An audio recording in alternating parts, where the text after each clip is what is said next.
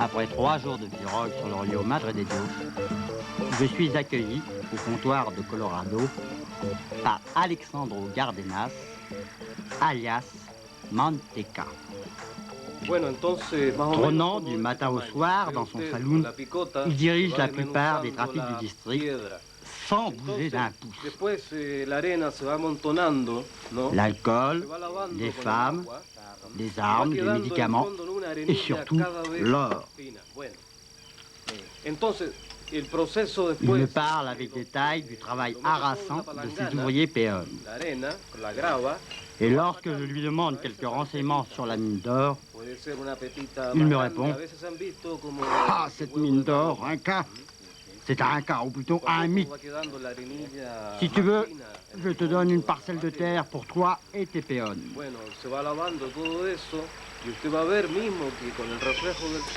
Moi et mes amis décidons d'accepter l'offre du groupe afin de prendre contact avec la jungle et organiser la recherche de la mine.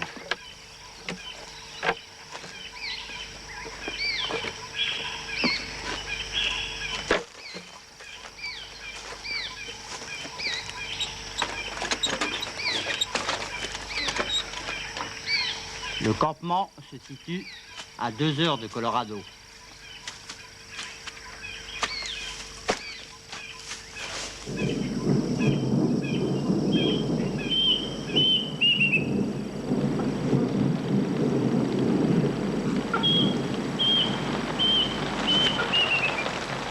J'ai comme l'impression qu'il m'a traîné dans la boue.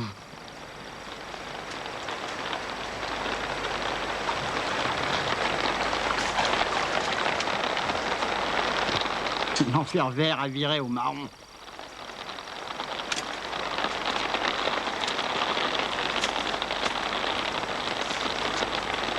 Bon, suffit pour la bouffe. Allez, à la bouffe.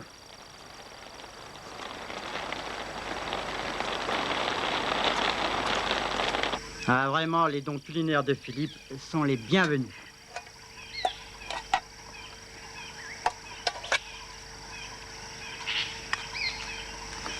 Je pense pas que Gilles le Gascon me démente.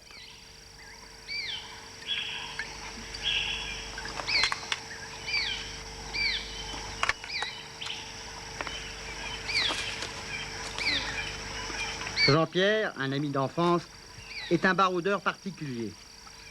Depuis qu'il a perdu la vue, il parcourt le monde, chroniquant tous ses voyages.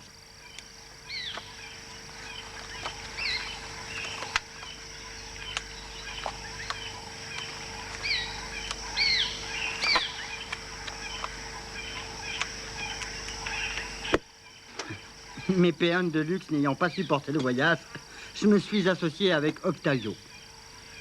J'apporte le matériel et lui met en pratique son expérience.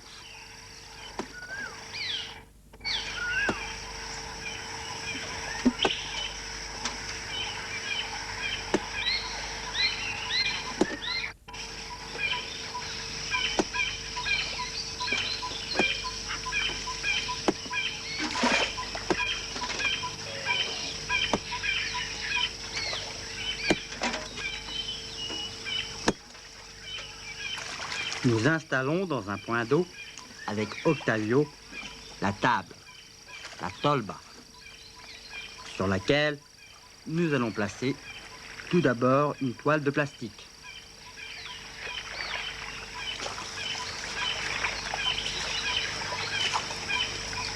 Puis ensuite, une toile de jute.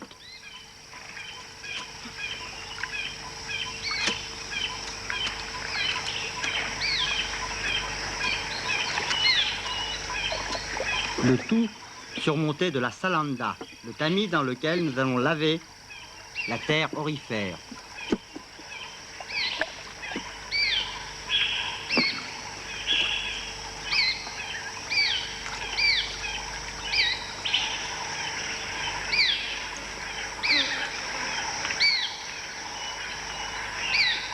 Pronostic d'Octavio, 7 à 8 grammes pour aujourd'hui. Allez les mecs, au boulot!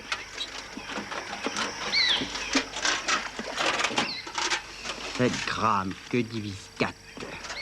À peine 2 grammes. C'est pas demain la fortune. Que d'eau, que d'eau, que d'eau pour que dalle. Enfin, la journée est finie. Octavio recueille le sable aurifère qui s'est déposé dans la toile de jute.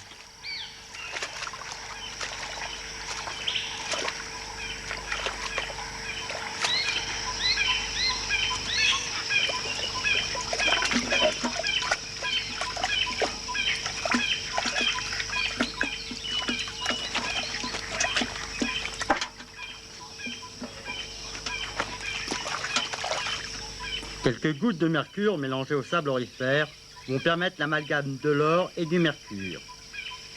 Cet amalgame sera séparé du sable par le mouvement centrifuge de la battéa. À l'aide d'un chalumeau, l'or sera débarrassé du mercure. Résultat faible, très faible, trop faible.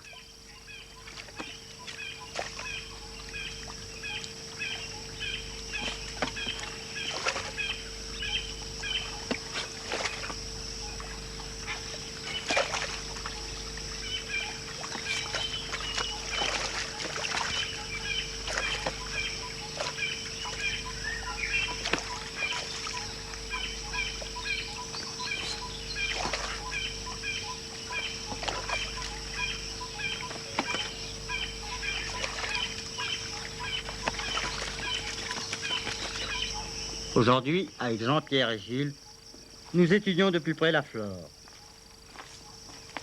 Le goût suave du cœur de palmier, l'acidulé de la coconut, l'odeur nauséabonde des larves grillées, la douceur de la yucca.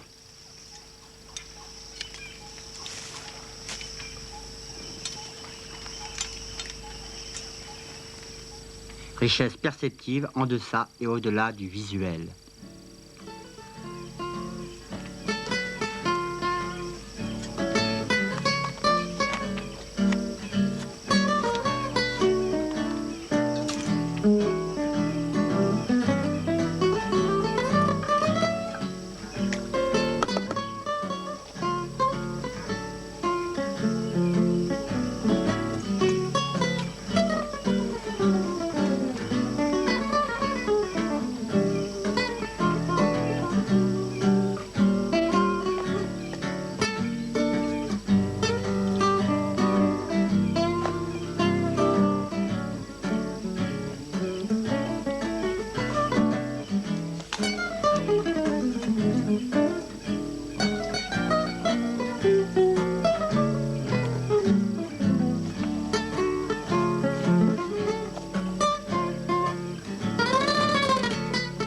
Jean-Pierre décide de partir avec Gilles jusqu'à Puerto Luz, communauté d'Indiens Malchigengas, à 2 jours en amont de Colorado.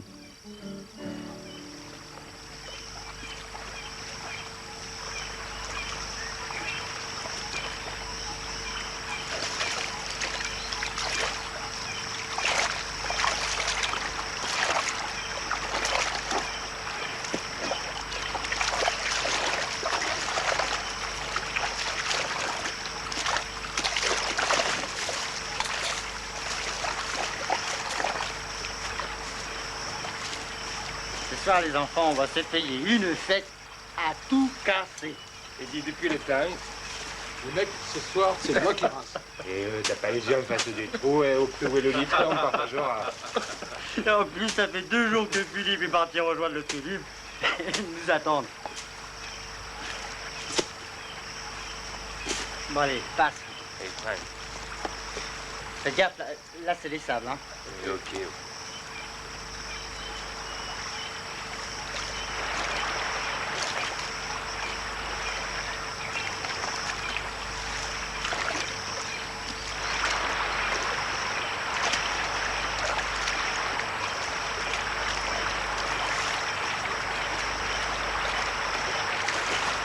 Les mecs, il y a quelque chose devant là. C'est un Indien, Jean-Pierre. Laissons-le passer.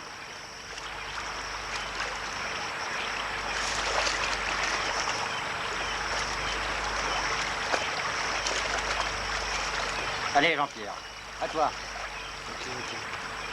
Vas-y, là, doucement. Tape le machin. Ok.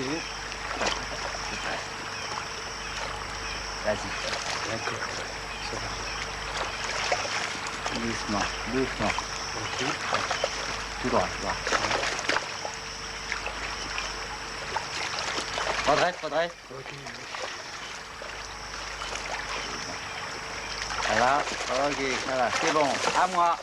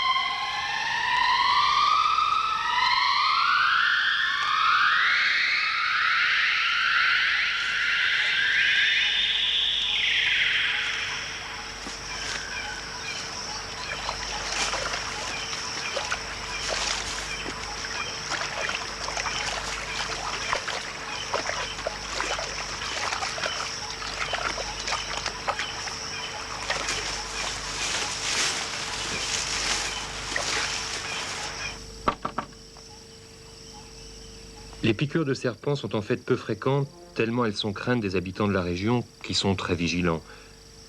Par chance pour Laurent, j'avais prévu du sérum polyvalent.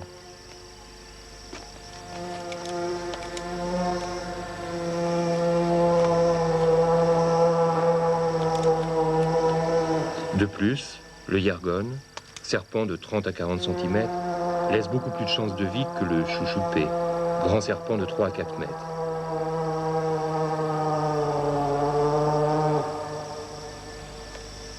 Bon, et il en est quitte pour 2 ou 3 jours de fièvre.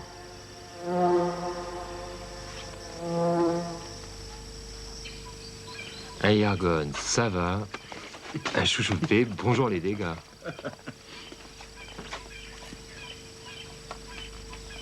Buenos días, señor Santiago. Buenos días, doctor. ¿Qué tal? Bien. ¿Qué quiere? Quiero vitaminas para los peones.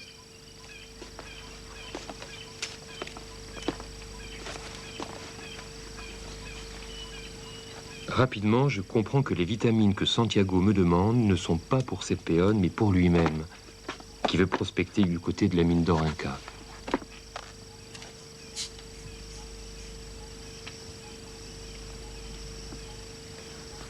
Je lui propose donc d'aller à son campement afin de voir comment il traite ses péones. Si quieres, yo te puedo vender 2 o 3 cajitas de vitaminas para probar. Muchas gracias, doctor.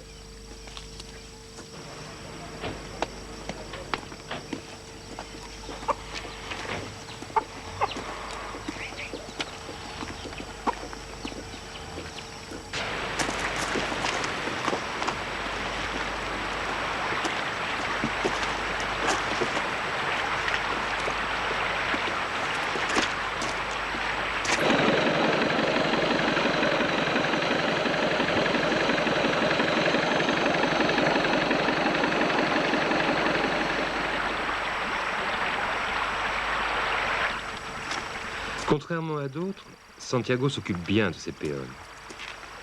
Certains patrons sous-payent tellement leurs ouvriers qu'ils ne peuvent pas s'acheter de médicaments, alors qu'ils sont rongés par la lèpre blanche, les mycoses, le paludisme et tutti quanti sur un fond de sous-alimentation.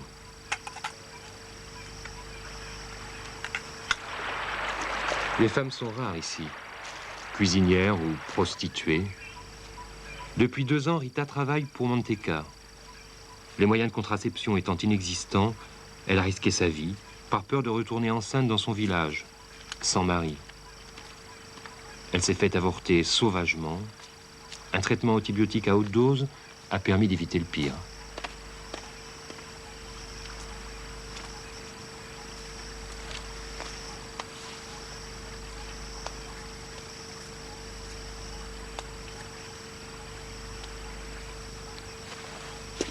Aujourd'hui, je travaille sans Philippe, parti ce matin avec Laurent au campement de Julio, un ami de Santiago.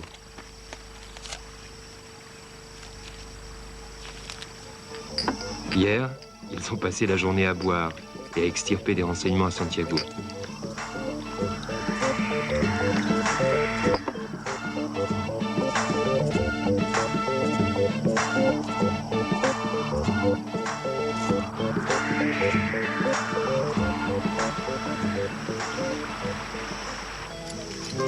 L'équipe de Julio, à la recherche de la mine, s'est faite pratiquement exterminée par les flèches empoisonnées des tribus Mashkos.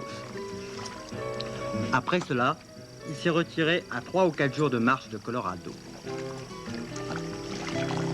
Santiago affirme que Julio possède des cartes précises et des vues aériennes de la zone qui m'intéresse.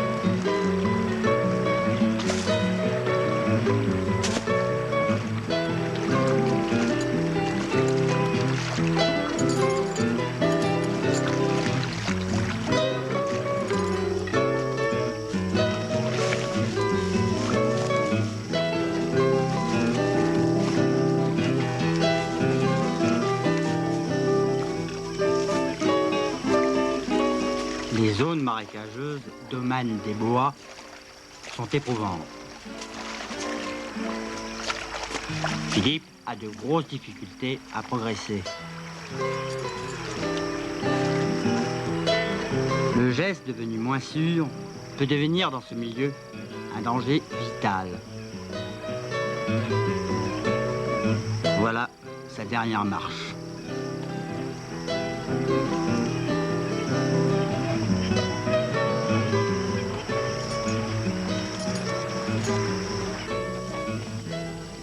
Mira, aquí tengo un mapa general de la región. El tercer afluente, más arriba del Colorado, tienes que remontarlo hasta la fuente. Pero, sobre todo ten cuidado con los indios mashkos. Sí, claro. Sí, sí. Bien.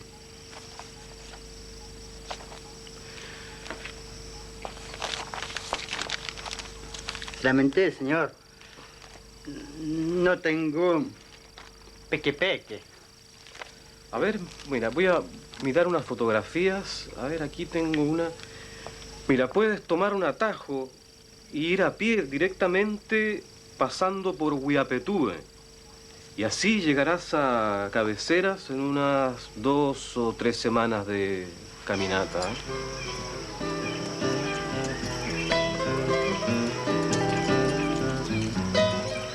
Antes Norte, péruvien d'Arequipa, remplace Philippe.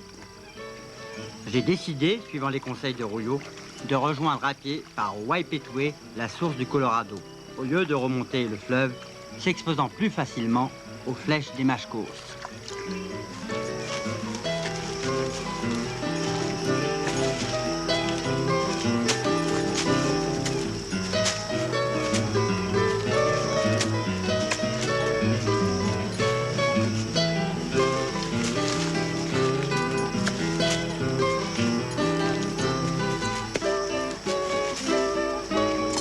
Après une semaine de marche rythmée, nous rencontrons un des derniers campements de chercheurs d'or. Ici, ils extraient la pépite et craignent les Mashkos.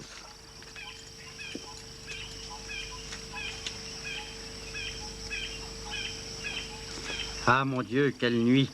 Alcool, cartes et surtout vampires. Cette variété de Chiroptera, semblable à nos chauves-souris, avides de sang, ont la particularité de s'attaquer aux pieds, au nez et au lobe des oreilles. Pour nous remettre de ces émotions, avant notre départ, nos hôtes nous offrent de la coca et la piedra magica, indispensable pour précipiter la cocaïne et faire oublier la fatigue.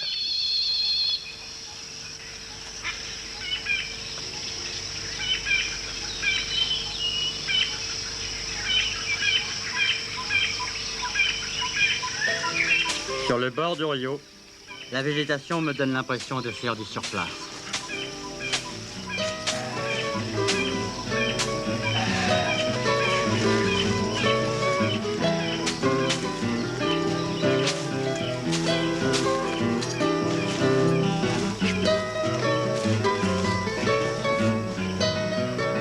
Après 2 semaines, nos réserves de nourriture sont épuisées.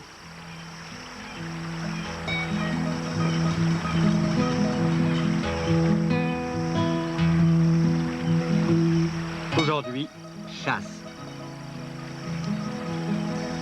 Oh, combien l'expérience dantesque nous est utile. Les plages sont de véritables patchworks de traces animales. En un temps record, Antès rapporte un magnifique pécari.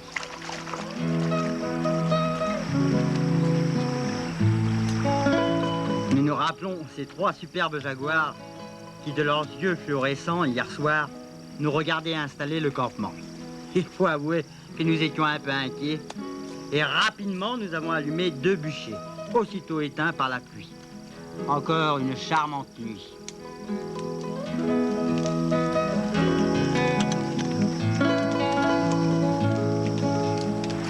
La fièvre de l'or ne nous quitte pas un instant.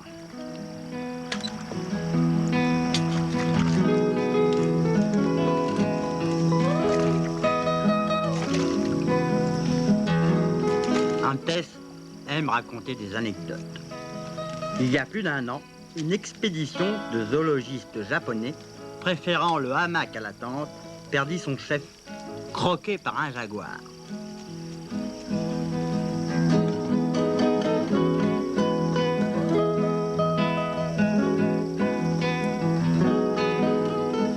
Nous gagnons de l'altitude. Les obstacles seront à partir de demain bien plus difficiles.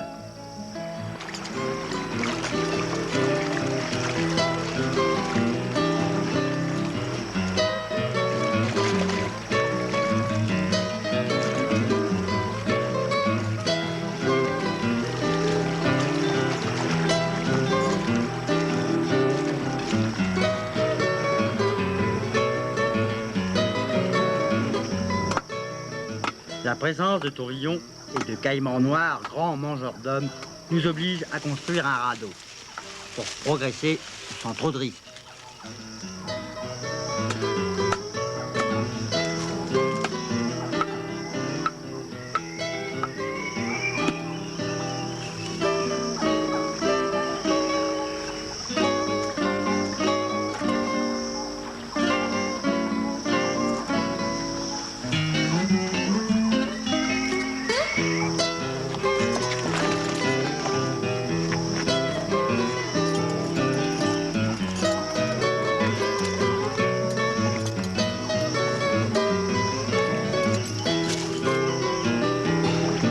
Sur le fleuve. Ce n'est pas pour nous déplaire.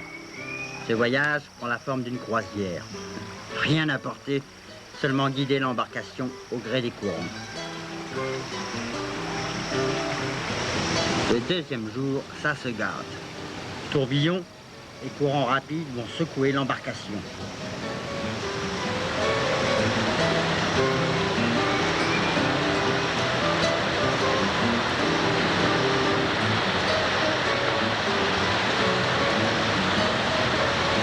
Les lianes lâchent.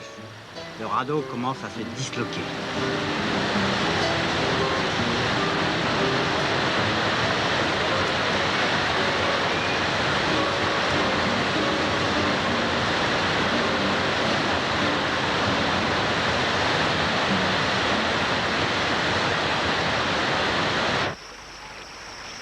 Nous sommes exténués.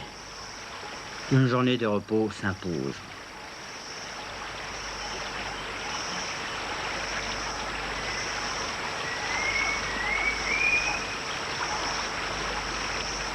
Ces rios sont infestés d'anguilles et de raies électriques. Il est conseillé de les faire fuir avant d'y mettre le bout du nez.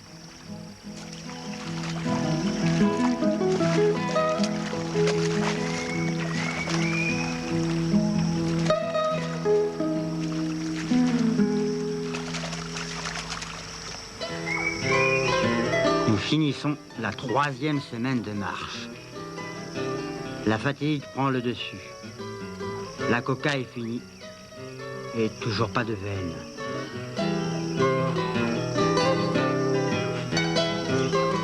Pas d'or, plus de coca, fatigue.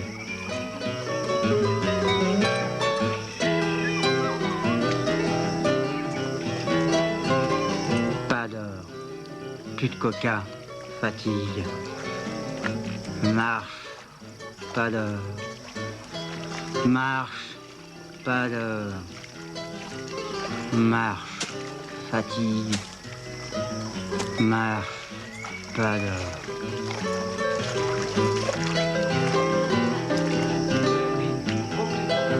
Mira, mira. Oro, oro. ¿Para qué lo parió? Sans perdre un instant, nous décidons d'extraire. D'extraire.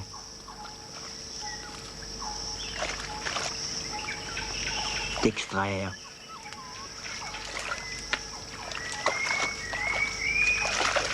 D'extraire. D'extraire le plus possible.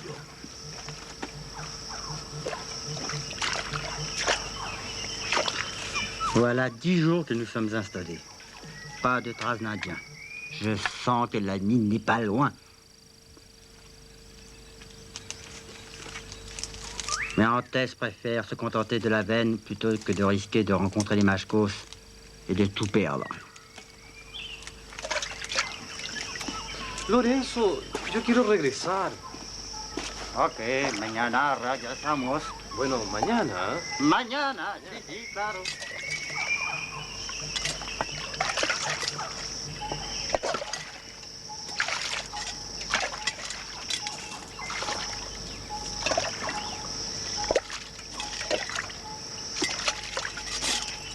Même avec de l'or dans les poches, les insectes continuent à nous harceler.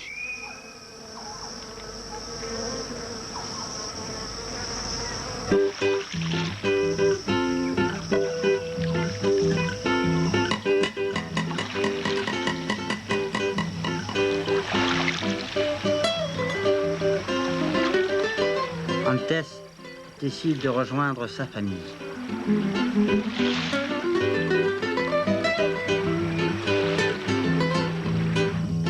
Et moi, de revoir mon ami Vittorio.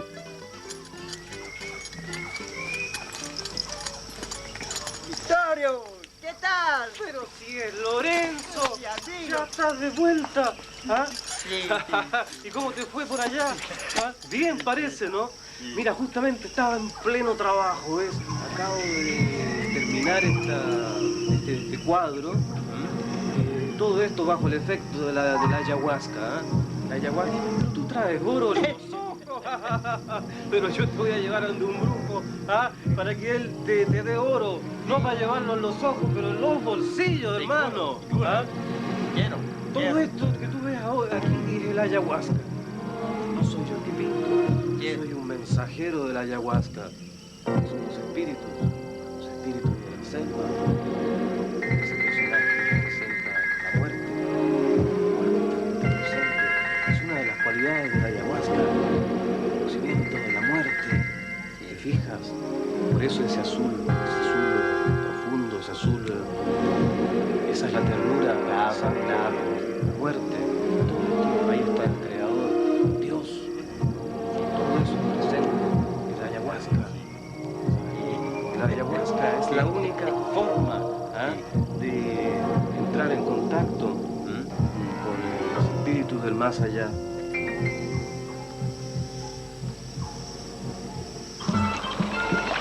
Cher Michel, je n'ai eu aucune difficulté à trouver une embarcation pour remonter le rio Tampourpata jusqu'au village du Sourcier du Riz.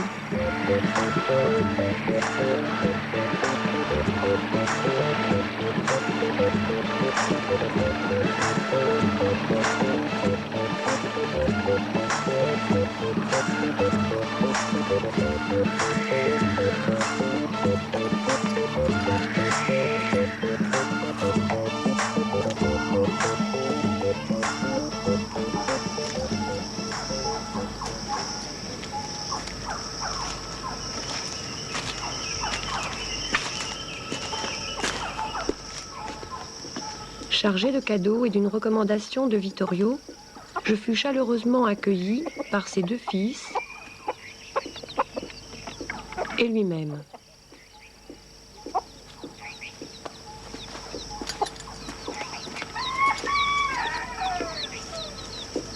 Je partageai aussitôt leur repas, tatou à la guare. Lors de la pêche, Dury me parla du barbasco. Cette préparation à base de lianes, jetée dans un cours d'eau, asphyxie les poissons et permet d'en récupérer de grandes quantités pour tout le village. C'est la saison de la cueillette de la guare. Ces palmiers poussent dans les marécages. Pour atteindre leurs fruits, il faut les abattre. Après avoir rempli les sacs de fruits, ils amarrent ces fardeaux de 80 kilos sur leur dos avec des lianes et retournent au petit trot au village. Dury est un sorcier du bien. Il part souvent à la recherche des ingrédients des différents remèdes que les gens lui demandent. Je le suis lors de ses recherches et constate son immense savoir sur les plantes et les arbres.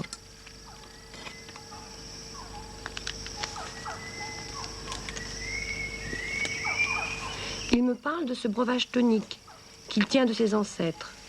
Le tonico doit profiter à tous les organes vitaux du corps humain. 1 litre est à consommer sur 5 ans. Vu la puissance de tous les sexagénaires du village, l'efficacité de ce produit ne fait pas de doute.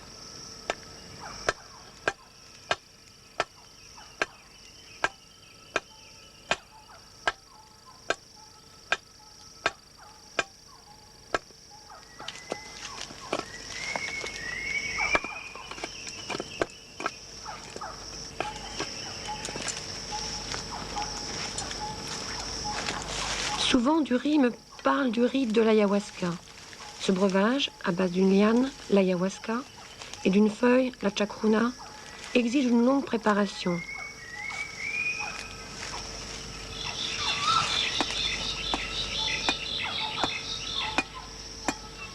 Le fait de ne connaître que très peu son dialecte complique sérieusement la compréhension.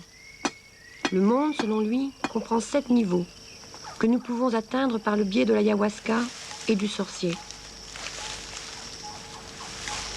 Chaque niveau est gardé par des esprits. L'initiation permet d'accéder aux esprits, lesquels prennent alors la place du sorcier pour continuer le voyage.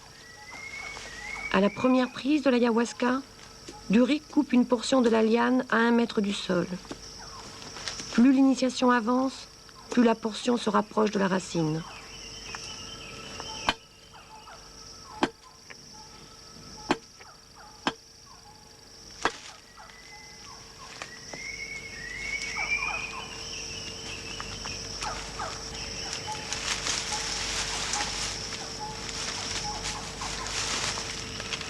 À chaque préparation, le sorcier, à l'aide du tabac, évacue les mauvais esprits. L'initié doit se purifier. Une diète très stricte. 1 semaine, avant et après la prise. Seule nourriture possible, la yuca, sorte de manioc. Le jour du rituel, un bain purificateur.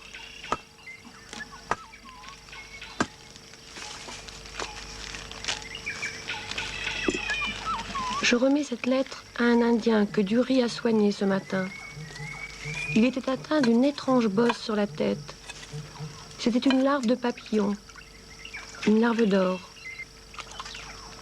Cette nuit, Dury va m'initier à l'ayahuasca. Je t'embrasse.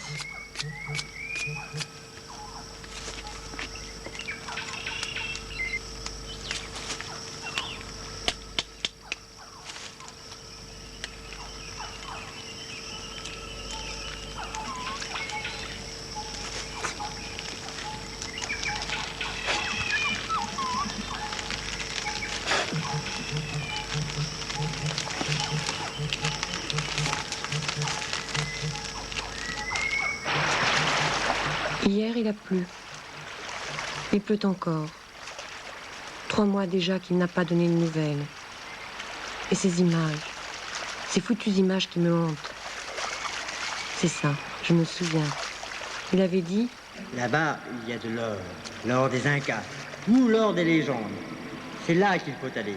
Tu verras, Michel, je reviendrai riche. Et puis il est parti. C'est loin là-bas. Comme la ville, derrière la vitre, où tombe la pluie. Comme le soleil, derrière la ville, derrière la pluie. Le soleil, toi non plus, tu ne le vois pas. Tu marches sous ton toit de feuillage, sous ce grillage vert, visqueux, qui suinte jusque sous ta peau, jusque dans ton ventre. Le soleil, tu ne le vois pas. Il est là pourtant, cloué là-haut, dans le bleu. Et toute la forêt, tu le sais bien, monte vers lui, comme l'encens vers l'idole.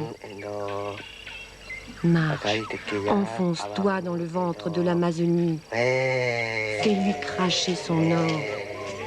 Crache-y ta folie et ta vie.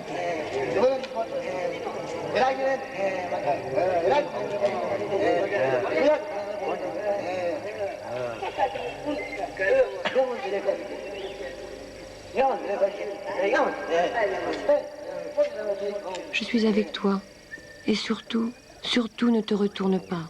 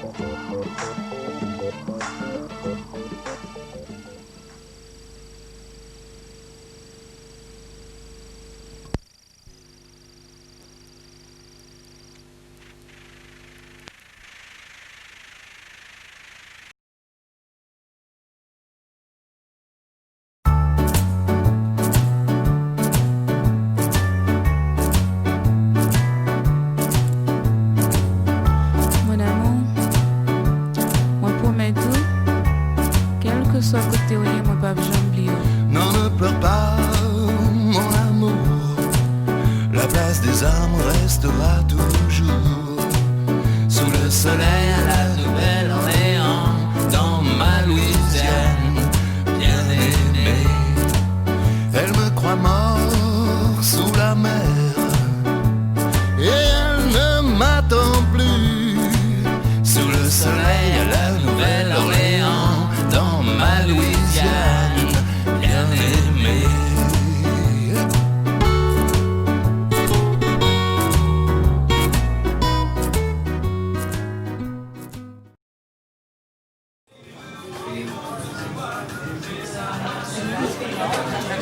Attendez, on est filmé là. Non, t'as voulu le faire. Fais-le.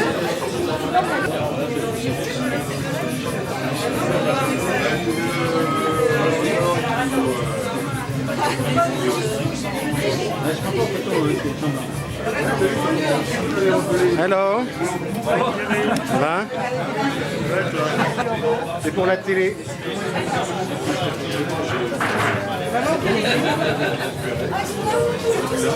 Je suis en train de filmer pour la télé. C'est pour la 5e. On peut la mettre en haut. Donc là, vous voyez. Alors là, pour l'instant, ça, on va laisser ça là.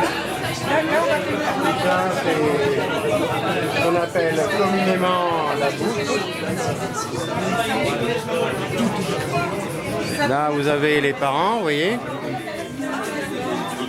C'est pour la 5e, alors voilà. Alors, regarde là-haut. Oh, il y a un string. C'est très bien. J'ai cru que c'était des peintures, c'est des photos qui ont été reprises. des photos que j'ai prises. Bah, c'est bien parce que la photocopie, ça fait très pictural. Et vous peignez vous-même? Peintre primaire. Primaire.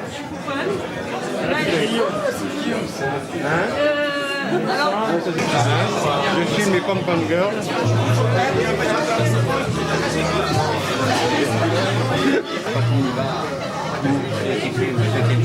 Ouais. Voilà. Normalement, les plus de 70 organisateurs et 50 habitants.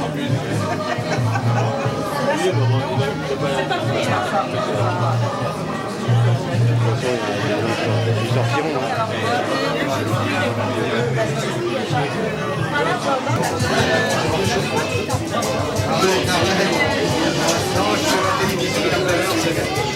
C'est la télé là. Justement, c'est la télé. Comment allez-vous? On va faire 3, c'est bon, je préfère antenne 2. Tu vas bien? Comment tu vas? Ça va? Attention, c'est la télé là. Alors, ça va?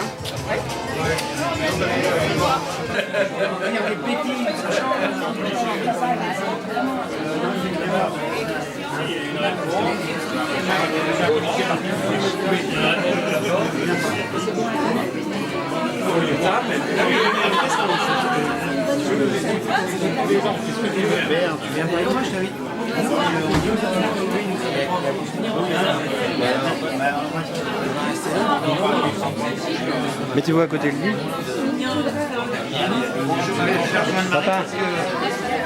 Papa, c'est vous à côté. Papa, c'est vous à côté. Mettez-vous à côté.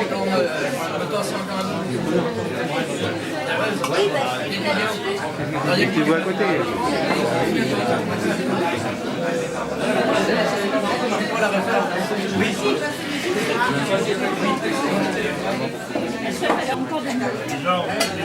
Oui. Hein? Encore de l'an d'Alpes. Ouais. Juste super un petit bisou. Ouais, c'est bon. Et alors, t'as toujours la manie des trucs tout petits. Bah maintenant ça se fait très petit ça. Oui, oui, avant c'était grand. Non mais parce que si tu veux, c'est pratique, tu le mets dans les poches. Hein?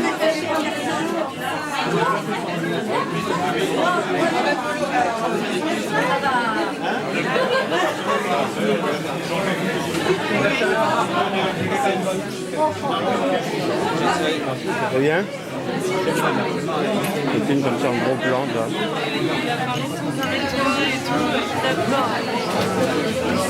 Ouais, mais j'adore.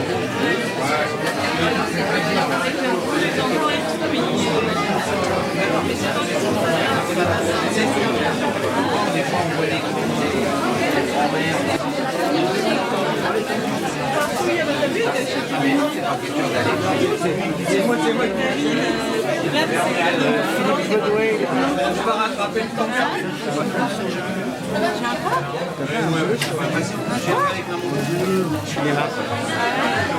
Ah oui. Si tu nous arranges, hein. Ouais, je retouche. Mais il y a beaucoup de travail, hein.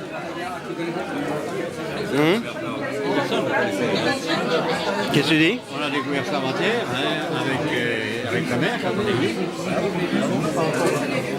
Mais il y a derrière en bas, où ils vont faire des musiques. Dominique Leboué et puis Ah ouais, c'est bien là. Ouais, c'est bien. Le quartier est bien, moi je pensais que c'était un truc qui est complètement rénové. Hein?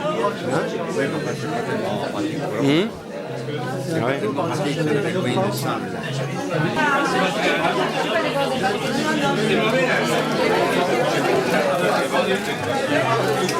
Moi, je me fais des pas pour filmer, j'économise mes yeux. Après c'est la surprise, je ne sais pas ce que ça va donner, mais ça sera vraiment bien parce que c'est ça. C'est dans tous les sens, tu vois. Ça c'est autre chose. Ça. Je sais pas. On va repartir.